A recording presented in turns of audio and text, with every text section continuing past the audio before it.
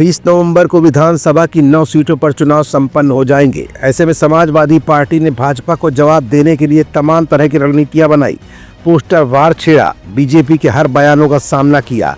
Congress back foot पर आई, Samajwadi party को सहयोग तो किया, लेकिन जिस समाजवादी पार्टी ने पूरी जान लड़ाकर चुनाव को मुकाम तक पहुंचाने की कोशिश की, उसके पीछे इस समय राहुल बाबा क्यों नहीं दिखाई दिए? आखिर इंडिया गठबंधन की जो ताकत लोकसभा चुनाव 2024 के दौरान दिखाई पड़ी थी, वही ताकत, वही जज्बा विधानसभा उपचुनाव की 9 सीटों पर क्यों नहीं देखने को मिला? आखिर क्यों अखिलेश और राहुल सामूहिक रूप से अपनी ताकत दिखाने में नाकामयाब रहे? ये कुछ ऐसे सवाल हैं जिनका जवाब आज की इस रिपोर्ट में हम आपको दिखाएंगे भी और बताएंगे भी।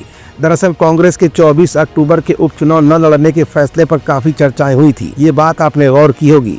ऐसा इसलिए था क्योंकि 2024 के लोकसभा चुनाव में उत्तर प्रदेश में गठबंधन को कुल 43 सीटें, सपा को 37 और कांग्रेस को 6 सीटें मिली थी, जिस पर जबरदस्त सफलता हासिल करने के बाद कांग्रेस का उपचुनाव से पीछे हटना हरियाणा विधानसभा चुनाव में उसकी अप्रत्याशित हार के बाद हुआ था। हरियाणा के नतीजों के तुरंत बाद सपा ने उत्तर प्रदेश की कुछ सीटों पर एक तरफा उम्मीदवार घोषित कर दिए थे। इनमें वो सीट भी शामिल थी जिन पर कांग्रेस अपने उम्मीदवार खड़े करना चाहती थी।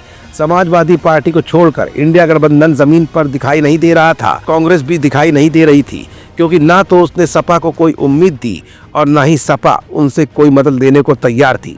कांग्रेस ने 24 अक्टूबर को उपचुनावों से अलग रहने का फैसला किया था और 25 अक्टूबर को सभी 9 विधानसभा सीट पर समन्वय समितियों की घोषणा की थी, ताकि ये सुनिश्चित किया जा सके कि उसके पीछे हटने के कदम के बावजूद उसके कार्यकर्ता सभी 9 सीटों पर उपचुनाव लड़ रहे समाजवादी पार्टी के उम्मीदवारों का समर्थन कर रहे हैं।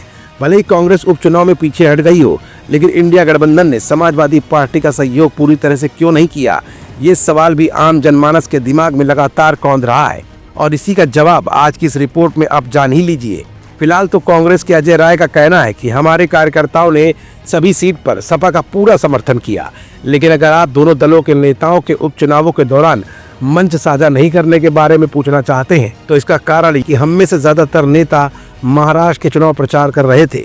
जिस समाजवादी पार्टी ने विधानसभा की 9 सीटों पर मेहनत की, उनके प्रवक्ता राजेंद्र चौधरी की माने तो उनका भी कहना है कि जो लोग हमारे गठबंधन को लेकर तरह तरह की बातें कर रहे हैं वो गलत है। दरअसल सपा कांग्रेस गठबंधन में सब कुछ ठीक ठाक चल रहा है। कांग्रेस ने समन्वय समितियां बनाई थीं और इससे आपसी तालमेल बनाने में हमें मदद मिली। महाराष्ट्र और झारखंड में विधानसभा चुनाव प्रचार में नेताओं के व्यस्त होने की वजह से उत्तर प्रदेश में 9 सीटों पर हो रहे उपचुनाव में दोनों दलों के नेताओं की कोई संयुक्त रैली नहीं हो सकी।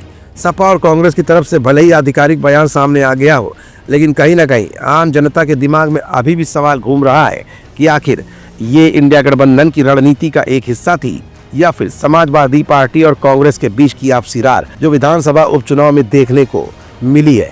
फिलहाल तो इंडिया गठबंधन का तो कहना है कि ऑल इज वेल।